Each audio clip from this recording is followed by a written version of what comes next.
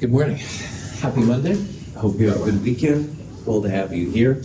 And please know how much I'm looking forward to your class presentations today. Woohoo! Don't get too excited. But anyway, class presentations will be what's up today in lab. So we won't have a lab. We won't do problem set 6. We won't have quizzes, blah, blah, blah. The only thing we'll do is class presentations. So when you come to see me today in 2501 upstairs at 110, what's going to happen is there's like a podium where the computer is. And right behind that podium, I'll have a numbering system, 1, 2, 3, 4, etc. If you'd like to be like first or last, you can sign up in the appropriate spot and we'll kind of follow this order. Now, if no one signs up, then I'll just start assigning people to present, all right? But sometimes people have like a desire to be first or last. If you really, really, really, really want to be first, get there early, all right? Because you could get scooped then by other people, stuff like that. But anyway, it should be really fun. Presentations about 5 minutes in length, so short and sweet. Lectures with PowerPoint, Google Slides are fantastic, but not required, all right? You can just get up and chalk talk, which means you can use the chalkboard or just talk, and that's honestly fantastic. It's pretty mellow. You will fill out a class reviewer guide, something like that I call it. It's just a way to kind of take some notes while you're listening. I believe when you're listening and taking notes, you remember things better. Make sure you turn that in at the end, along with your final class presentation paper and the empirical formula lab. Should be pretty cool. Questions on class presentations? Awesome.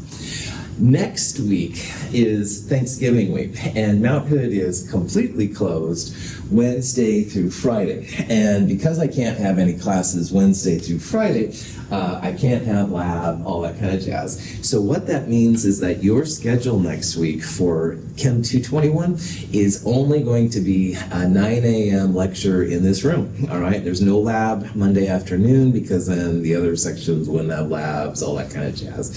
So it should be pretty chill. If you do have Thanksgiving plans and you need to travel, of course I'll record it, all that kind of jazz. But I will have a lecture on Monday. But that's literally the only thing. Nothing is due next week. Should be pretty cool. The following week, we will look at problem set 6. If you have nothing else to do, don't throw tomatoes at me. That would be something you could look at ahead of time. Start getting ready for the final week. Questions on that? Fantastic. All right. So this last chapter that we're going to look at, Chem 221, is the first part of Chapter 7. Now, Chapter 7 has, I believe, sections 7.1 through 7.5, if I remember right. We will only look at sections 7.1 and 7.2 in this particular area. But Chapter 7 is all about the balanced chemical reaction. And this is a huge part of chemistry, all right? When you want to make chemicals happen from whatever you start with, you must understand what a chemical reaction is all about. So in Chapter 7, Part 1, we're going to look at a chemical reaction. We're going to look at some patterns and stuff of what you can do, how to predict what the products are, which is kind of amazing. In Chem 222, the first part, we will look at the other parts of Chapter 7. We'll really see where the power of the chemical reaction comes out, and you can do a lot of predictions as to neat things. But again, for us here in Chem 221, it's only section 7.1 and 7.2. Cool. What is a chemical reaction, Dr. Russell? Great question, random student in the back of the room. Thanks for playing. Balanced chemical reactions, balanced chemical equations, same thing, all right? It's a way to understand how the chemicals you start with go to the chemicals that you want, all right? So somewhere, someplace, sometime, someone made my little remote control here, so they needed plastic and stuff for the outside. And if you're going to do that, you need to know the chemicals that you start with in order to get the plastic for my remote controls at the end. So probably in this case, they used like a petroleum, some type of gasoline-like substance, probably added some different ingredients to make it moldable and then hard. I honestly don't know how they made this remote control. This is an example of a balanced chemical reaction. And it's a reaction where aluminum metal reacts with oxygen gas to make aluminum oxide. And we're going to kind of deconstruct this equation a little bit so that it kind of makes more sense. First of all, aluminum here doesn't have a charge. There's no positives or negatives next to it. If an element doesn't have a charge, that means you're using the raw element version of the particular thing you're looking at. So this is aluminum metal. It's a solid, all right?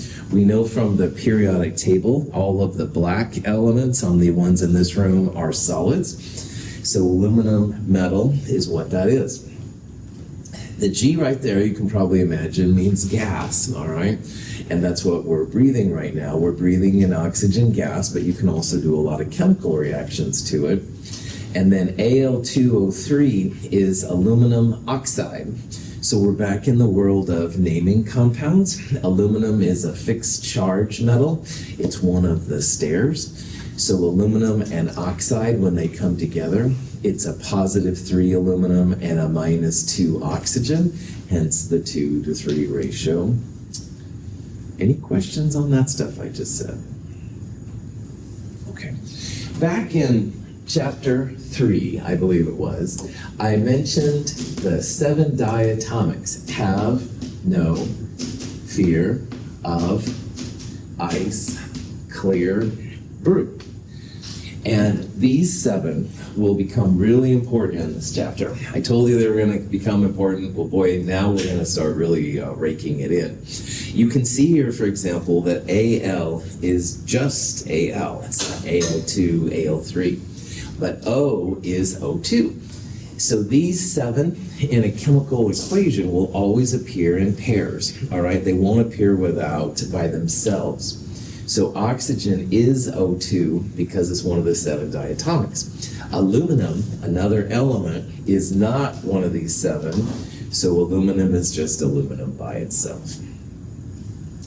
So there's a lot of information from it.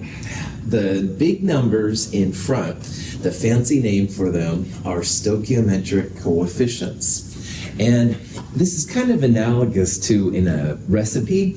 If you want to make a cake or something, you might need like 2 cups of flour and 1 teaspoon of sugar or something like that. You need the relative amounts to make whatever you're trying to create, like a cake. The 4, the 3, and the 2 help the chemist to know how much of the aluminum and oxygen you need, and also how much then of the product you're going to get out. So while in a cake recipe, you'd probably make just 1 cake, in this case, we're actually making 2 of these aluminum oxides. We will talk more about those coefficients here in a little bit. Now, not all balanced reactions have these little parentheses followed by some kind of symbol, but when they do, it gives you a hint as to what the substance looks like. And you can probably imagine that S means solid, G for oxygen means gas. You can see L, of course, which is a liquid. And we have seen a little bit already, but we'll kind of formally introduce it here. AQ usually means for a solution, where water is the solvent. So if you saw Al2O3AQ, that would be aluminum oxide dissolved in water solution. And then finally, there's an arrow. The arrow is like, if you will, a way to designate how time works in a reaction. And on the left-hand side, we have the before, and on the right-hand side, we have after. So the before chemicals, the parts to the left of the arrow, are called reactants. And as long as the arrow points to the right, which it will in this class all the time, and most of the time in the other classes, but not all the time, everything to the left of the arrow are called reactants. It's what you start with, all right? So baking a cake, if it has flour and sugar and eggs or whatever, those would be the raw reactants. And then the products are the parts to the right of the arrow. The products are what you're after. So if you're making a cake, of course, you want the cake, all right? In this reaction, apparently you're after the aluminum oxide, so that's why that part is important. So this is an example, again, of a chemical reaction. It's how chemists can make things. The left-hand side are the reactants, the right-hand side are called products. The big numbers in front, which we'll talk about here in a little bit more, are called stoichiometric coefficients, or just coefficients, and they help to describe how relative amounts, how much you need of each one of them to make them happen. And then finally, not all reactions have them, but if they do, SgL will be solid, gas, liquid. AQ means dissolved in water. Any questions on that kind of stuff? Okay. So finding out a chemical reaction is a first step to figuring out what your chemicals are doing, all right? If you just see some random things happen, it's kind of perplexing at first. However, when you do analysis on them, then you can figure out the parts you needed to make whatever you saw. Pretty powerful stuff. So, all right, these are just some better examples of chemical reactions. Phosphorus actually occurs as what's called a tetramer. So while the 7 diatomics, which are really, really important, are elements that exist in pairs, phosphorus is an example of one that exists in 4 atoms at a time. You don't need to worry about that. All right, phosphorus is kind of a specialty case. I really do, though, want you to know the 7 diatomics. So you can see here that chlorine, it's not Cl, it's Cl2, because chlorine is one of the 7 diatomics. The diatomics are going to pop up a lot. I've got your back when it comes to phosphorus. But anyway, in this case, you're making phosphorus trichloride, which is a liquid at room temperature. Now, initially, there's a lot of energy given off, so you don't see the liquid, but after it cools down, it makes kind of a liquid state. In this case, we're having 1 P4 solid and 6 Cl2 gases and we're ending up with 4 PCl3 liquids. And you can see here's like a little tank of chlorine. Phosphorus is usually kept in water to keep it from reacting with oxygen. And when those two come together, some fireworks later, a little phosphorus trichloride ends up. Cool. And again, don't worry about phosphorus. Phosphorus and sulfur both do their own thing, but you don't need to worry about that. But I would like you again to know those 7 diatomics. Here's just another example. The last example were 2 nonmetals coming together, phosphorus and chlorine. This is a metal and a nonmetal. So this is raw iron. It's reacting with chlorine gas again, and it's making 2 iron 3 chlorides. Now, iron, like a lot of them, makes kind of these crystal lattice structures. They're super strong, but chlorine is a diatomic, comes in tubes. And when you combine those together, they make the iron 3 chloride lattice, which you don't need to worry about it, but again, very, very strong. In this case, they're putting a raw piece of iron like in the flask, and it reacts, makes this kind of cool looking stuff. So sometimes it's important to know if a reaction has occurred, and common ways that you can tell if a reaction has occurred includes if you see a solid all of a sudden appear, all right? So there's kind of a haze. That haze is actually the solid that hasn't quite settled yet. A lot of these will have heat changes too. Some of you saw in the empirical formula reaction, when you added the zinc to the copper chloride, the beaker felt kind of hot. That was really cool. If you didn't, don't worry about it. But a lot of times there is heat being exchanged. In the copper chloride, heat was being given off. Sometimes reactions take heat out so it feels colder too. But you can also see, of course, if a gas is evolved. If you have a solution, it could be bubbles. Color changes are also great reasons to see why things happen. Sometimes reactions occur, though, and you don't know anything happens, and those are the tricky ones. You have to be very careful, so you need advanced techniques to figure out what's happening. Again, iron is not a have no fear of ice clear brew. It's not a 7 diatomic. That's why it's by itself. But chlorine is, again, one of these. That's why chlorine is Cl2 and iron. It's just Fe. This is a reaction that we did when you used the Bunsen burner last week.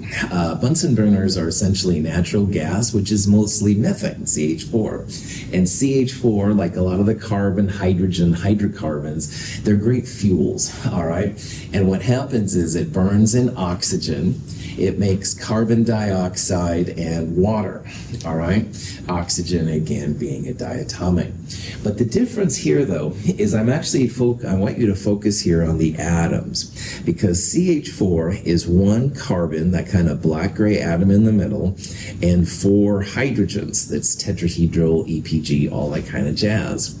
Well, all of the carbon, like we talked about last week, all of the carbon ends up as CO2. So there's one black atom on the left of the arrow, and there's one black atom there on the right of the arrow. And all of the hydrogen in the hydrocarbon ends up as waters. So you can see here how there's 1, 2, 3, 4 hydrogens that go in, and there's 1, 2, 3, 4 hydrogens that come out. Now, the oxygens, on the other hand, when you count up all the red atoms here on the product side, there's 1, 2, 3, 4. And because oxygen comes as a diatomic, 2 atoms, that means we're going to need 2 O2s to make the atoms balanced. So hopefully this gives a little bit of insight into these coefficients, why we need them, all right? It's really important as a chemist to keep track of all the atoms, to know where everything goes. So the big 2 right there means literally we're having 2 O2 molecules. And the big 2 right there means 2 water molecules. And notice the chemists don't usually put 1s in front of things. That's seen as unneeded, all right? So this is where the 1, 2, 1, 2 comes from. Now, mathematically, you could have, of course, 2, 4, 2, 4, or 3, 6, 3, 6, something like that. But the convention is, in a balanced reaction, smallest whole numbers, all right? So you always want to try and use the smallest whole numbers possible. Don't use fractions. Chemists freak out by that. Any questions? If you use natural gas at home for heat or for stove, stuff like this, this is actually the reaction you're having. We'll talk about energy more next quarter, but there's a lot of energy given off when you burn these hydrocarbons, and that's why people like to use them.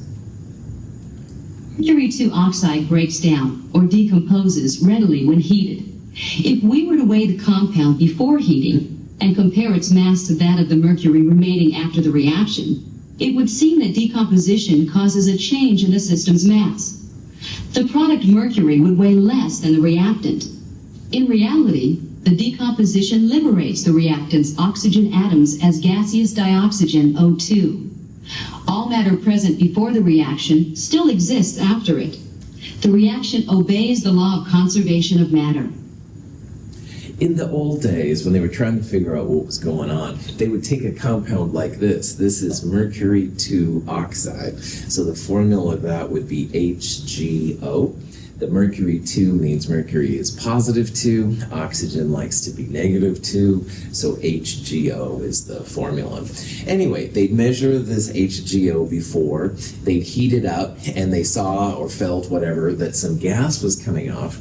Then they'd reweigh the stuff that was left afterwards. And the mass that was left after the reaction was less than the mass that they started with.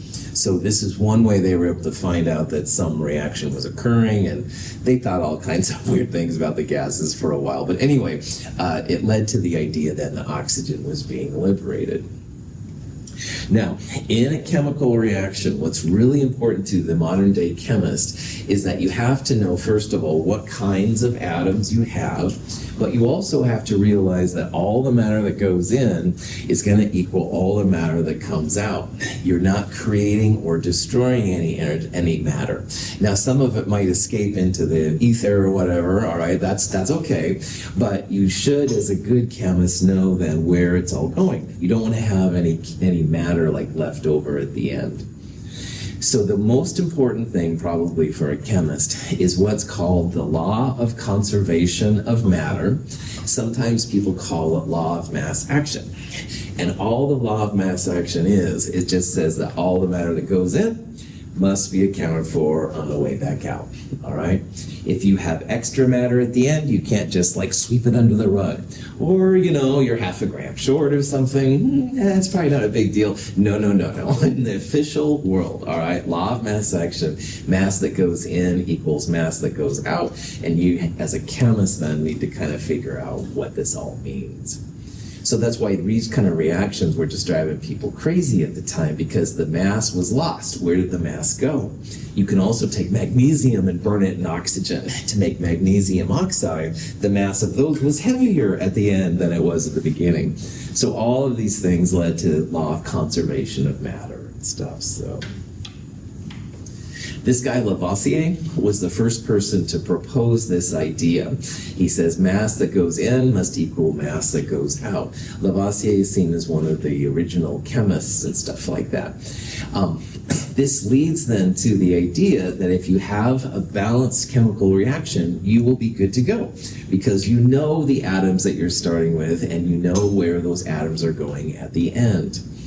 So we're going to spend some time now talking about balancing chemical equations.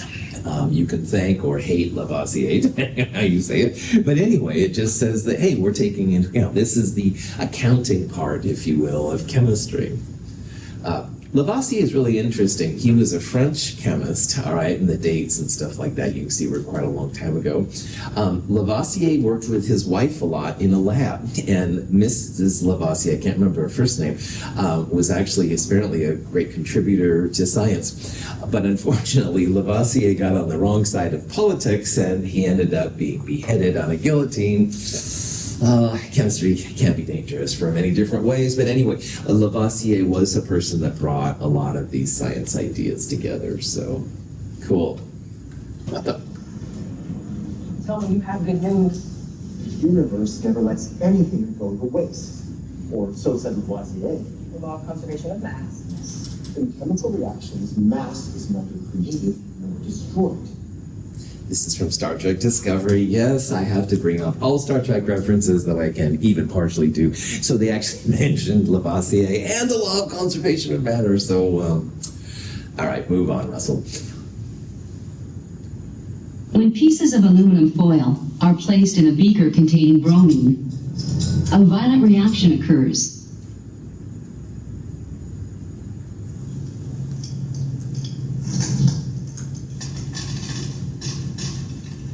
The elements react to produce aluminum bromide, which consists of 2 aluminum atoms for every 6 bromine atoms. It is visible as a white powder deposited on the beaker.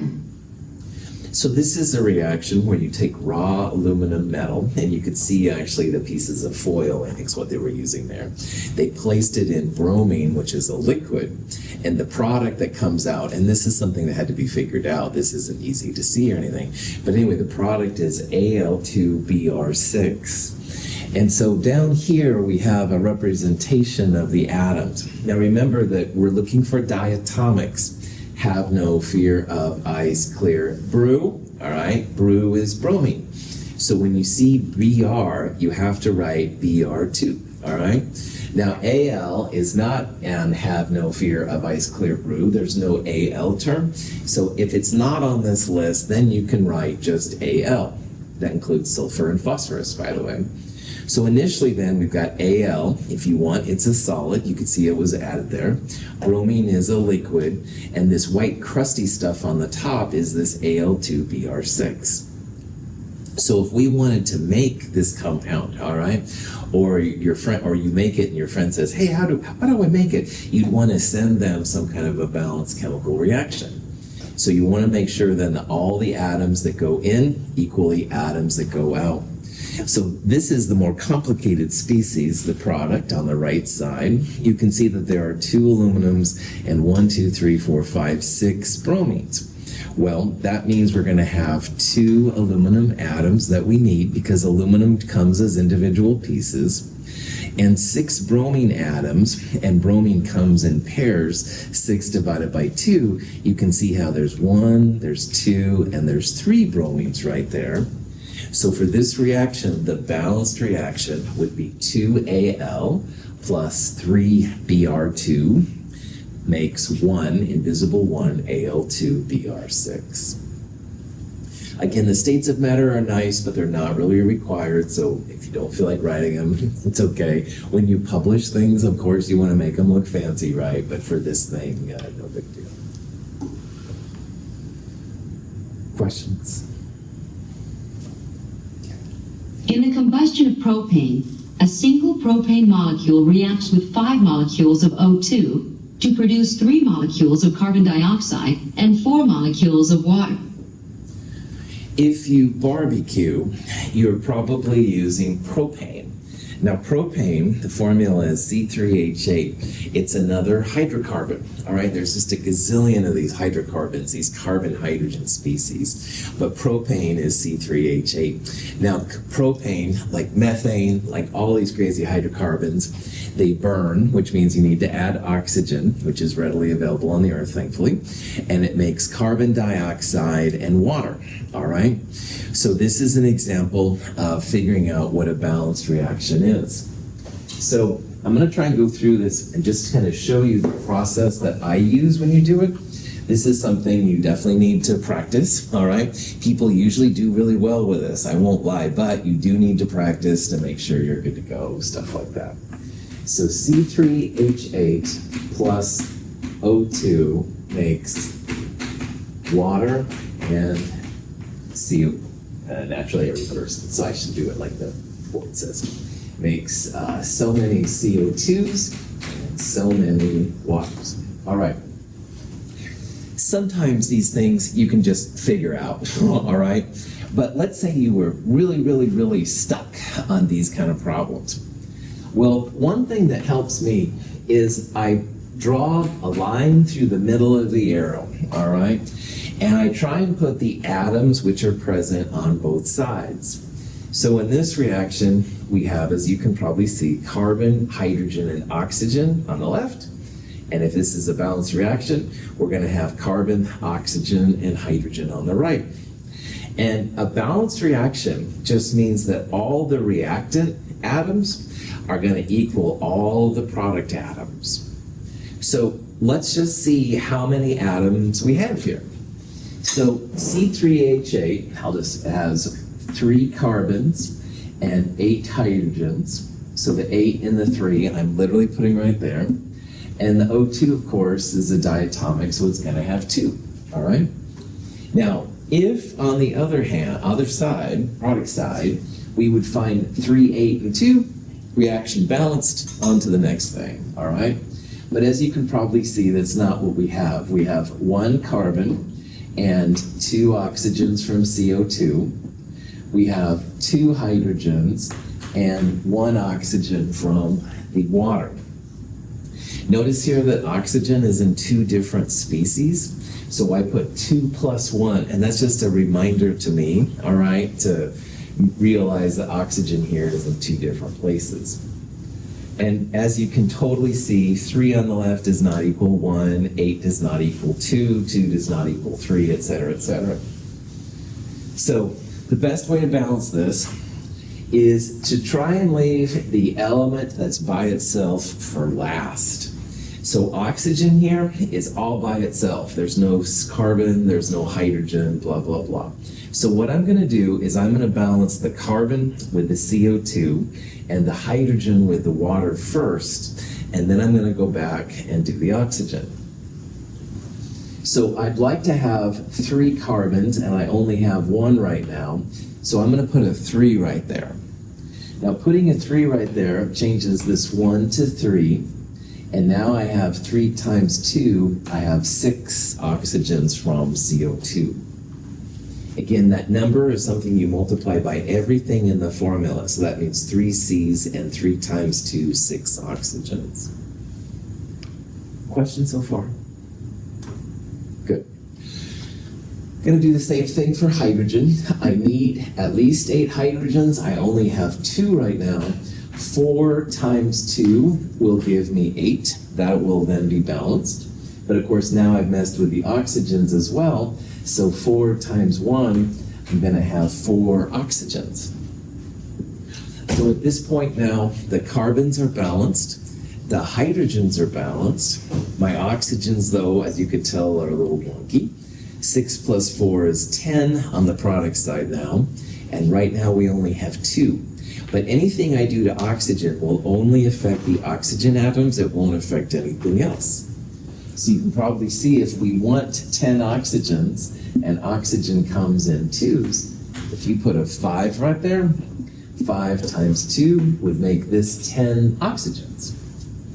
And now if you look at my chicken scratch, 3 carbons on both sides, 8 hydrogens on both sides, 10 equals 6 plus 4. Balanced reaction, all right?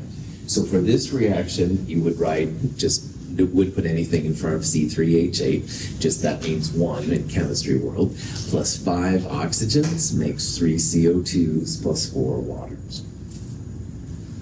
Now, do you have to be this formal every time? No. All right, there's going to be some that are a lot easier, but you can always do it if you get stuck, and that's just something I want to kind of point out here. Any questions on that? Okay, let's look at a slightly different reaction now. Boron is an example of a compound that makes lots of aggregates with itself. And one compound it makes is this B4H10 thing, which is pretty wild. But anyway, B4H10 also reacts with oxygen. It burns, if you will. The boron in it becomes a boron oxide, which is B2O3. And a hydrogen, once again, when it's burned, it goes to water. So this is another example of a kind of reaction that you can balance. There's a little bit of a twist to this, so this is worth talking about. So here we have B4H10 plus O2, and that makes B2O3, and thanks for playing, water. All right, I'm trying to get reactants and products here on each side, but of course, as you can tell, it's kind of wonky.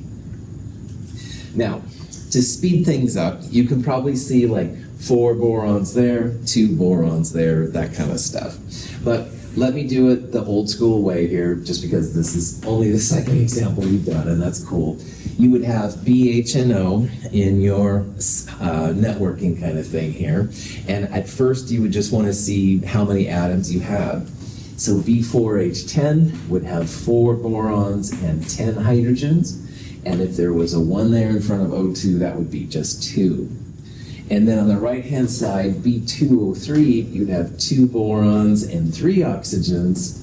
And water here would be 2 hydrogens with 1 more oxygen. So the atoms obviously are not balanced. This is still pretty ugly. So in order to make this good, I'll try to do oxygen last. It's the element by itself. All right, that's kind of the name of the game. So let's make the borons be okay. We'll put a big 2 right there. 2 times 2 would make this 4 boron. 2 times 3 would make this 6 oxygen. So at least now boron is legit. The hydrogens, you can see there are 10 on the left-hand side. Water comes in pairs, so we'll start by having a 5 right there. 5 times 2 would make that 10 hydrogens, plus 5 oxygens right there. Questions so far? Okay, so now, cool, boron, balance, 4 and 4, yeah. 10 hydrogens both sides, good to go. 2 oxygens on the left, and 11 oxygens on the right. Now, this is where these diatomics become a real pill, because we would like to add 11 oxygen atoms to the reactant side. But oxygen is diatomic. It only comes in 2s. So what we would like to do here is add 11 halves O2. Because if it's 11 halves O2 and you multiply by 2, the 2's cancel out and you would have 11 oxygen atoms. So temporarily, I'm going to write 11 halves O2 right there. because 11 halves times 2 will give me the 11 oxygens we want.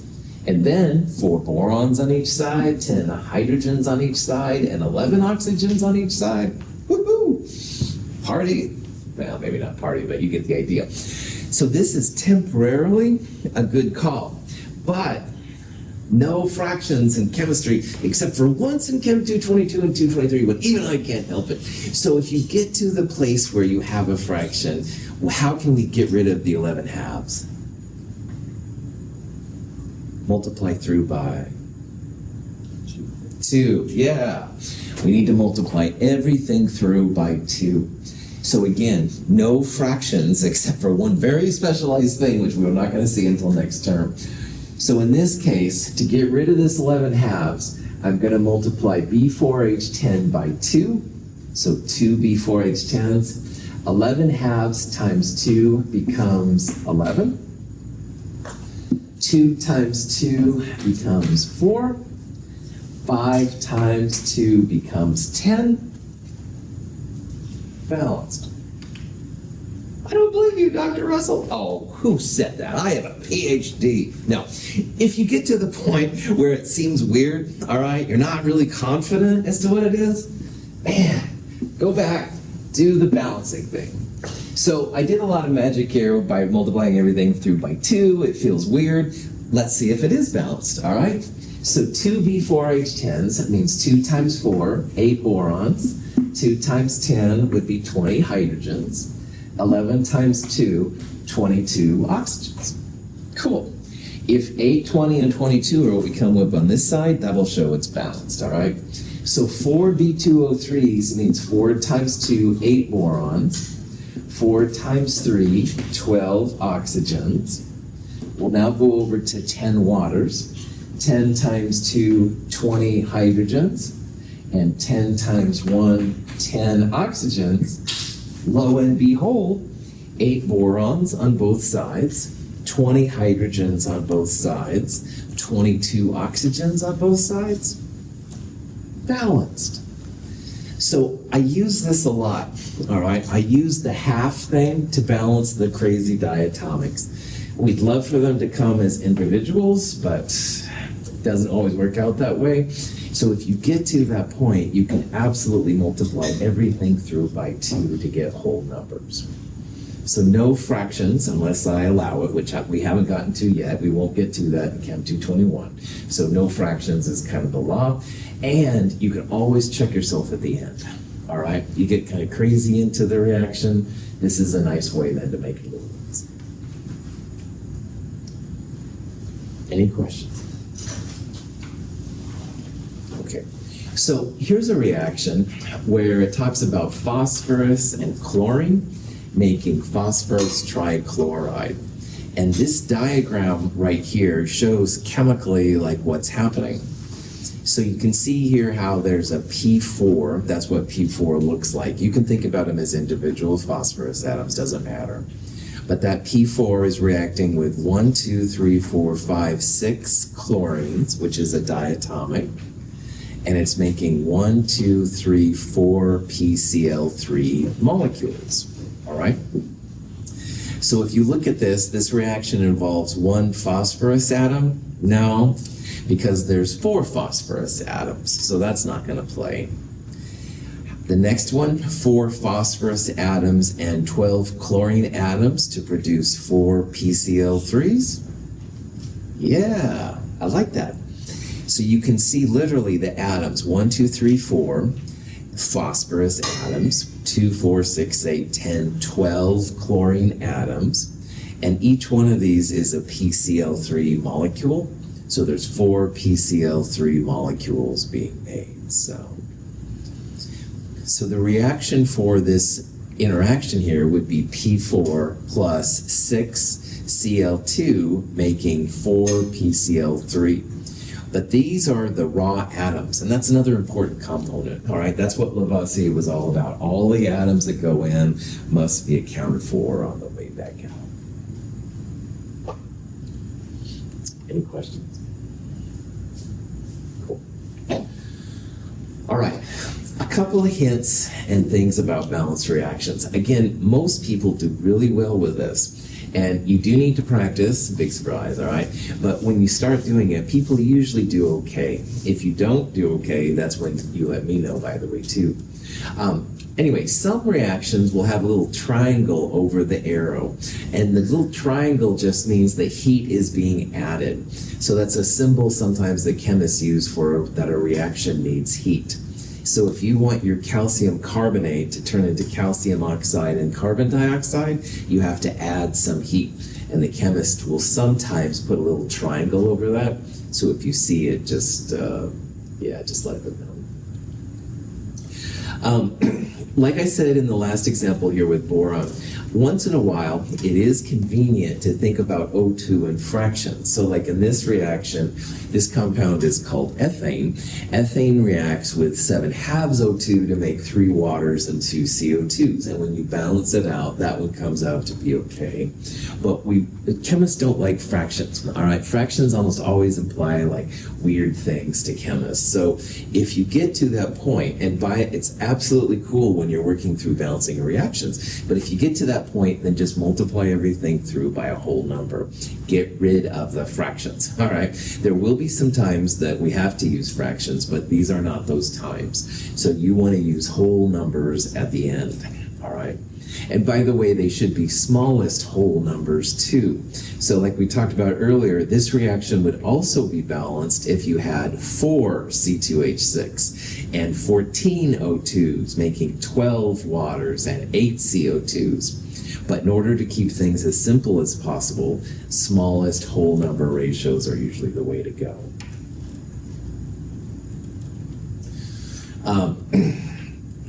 You always want to try and balance the part that has only like one element. So on the examples I showed you up here, I always did oxygen last. The elements by themselves, or an individual atom, then you can play with that number without disturbing all the other parts that it was. So in the boron example, if you started trying to do water last, the number in front would affect not only the oxygen, but the hydrogen. So you'd be affecting then the O2 and the B4H10 if this was the last thing you did. So try to do the elements by themselves last, the simplest compound last, all right? You can use fractions initially, but at the end, get rid of them. Don't change the subscripts. So in chapter 3, when we did the nomenclature lab, all right, water was H2O, and this compound apparently is B2O3. If we could change the B2O3 to B4 or something like that, it would make your life so much easier, all right? But these things were created for a reason. That's how the atoms themselves come together. So in this section, don't change the subscripts, but you can absolutely change the coefficients that go in front of them, all right? So you don't want to change H2O to H2O2, for example. Water to hydrogen peroxide would not be a good call. But you can change the number in front of water and stuff, anything you want. Make sure to reduce everything down to smallest whole numbers. Checking yourself is really cool. So at the end here, we did a check with the boron, hydrogen, oxygen, because obviously there was a lot of stuff coming at us fast and furious. If you're ever feeling uncertain, just double check, all right? Make sure that all the atoms are done, stuff like that. And finally, this isn't as relevant right now, but all of the charges on the reactant side must equal the charges on the product side. And this will be important to us, but honestly, this is more of a spring Chem 223 thing, all right? In this example, everything was neutral, all right? B4H10 doesn't have a charge, oxygen doesn't have a charge. So all the charges on the right side equal the charges on the left side. If you had, for example, copper and silver plus, making copper 2 plus and silver. Notice in this reaction, the reactant side, the copper doesn't have a charge and silver is +1. On the product side, this is +2 and silver doesn't have a charge. So this reaction would be an example of a reaction where charges were not balanced. And 2 things we're going to look at later, but not right now. If you put 2s in front of the silvers, now you have 2 times +1 or an overall +2 on the reactant side. And on the product side, we have +2 and 0. So this would be an example now of charges are being balanced. This one is not as important as to right now, but it's something I'm just kind of, foreshadowing, something that will help us later on. So again, this one is kind of optional. Don't lose a lot of sleep over it. But these, if you can kind of pay attention, it'll just make your life a little better. So, questions? So, once you have a balanced equation, there's a lot of really neat things you can do with it. But before we start seeing the things you can do with it, I want to talk a little bit about things that are AQ, compounds that are dissolved in water.